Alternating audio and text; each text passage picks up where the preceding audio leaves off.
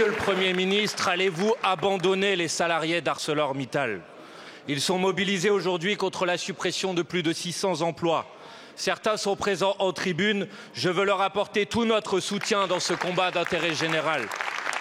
Car il ne s'agit pas seulement de sauver des emplois, mais aussi de défendre la possibilité de produire de l'acier en France. Aujourd'hui, Mittal refuse les investissements pour décarboner la production.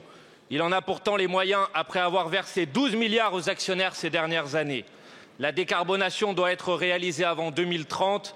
Il faut 4 ans pour le faire. C'est donc maintenant que ça se joue. Sinon, c'est toute la filière qui disparaîtra, emportant plus de 60 000 emplois.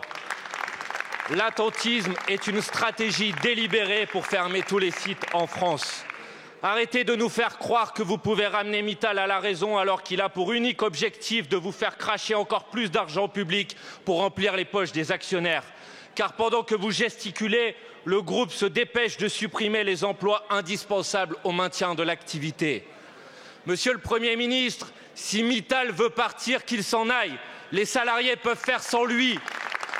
Mais votre responsabilité, c'est de sauver la production d'acier en France.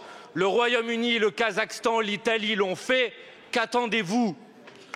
Après Sarkozy et Gandrange en 2008, après Hollande et Florange en 2012, les salariés d'ArcelorMittal en ont assez des promesses sans lendemain, des mots creux et des trahisons. Ils veulent des actes, nous aussi.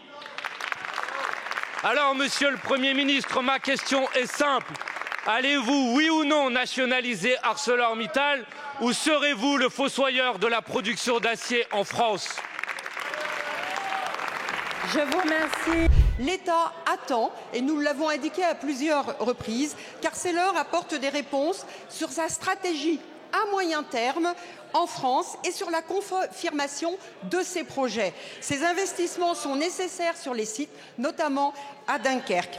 Par ailleurs, on ne peut interdire à Arcelor d'améliorer sa compétitivité en réduisant des postes, mais on doit exiger, nous devons exiger qu'en contrepartie, Arcelor dispose d'une vision de long terme pour assurer la pérennité de sa présence en France. Madame la ministre, les salariés d'ArcelorMittal n'ont rien à faire de vos mots et de votre compassion. Ils veulent des actes. Nationaliser ArcelorMittal pour maintenir la capacité de produire de... Merci beaucoup.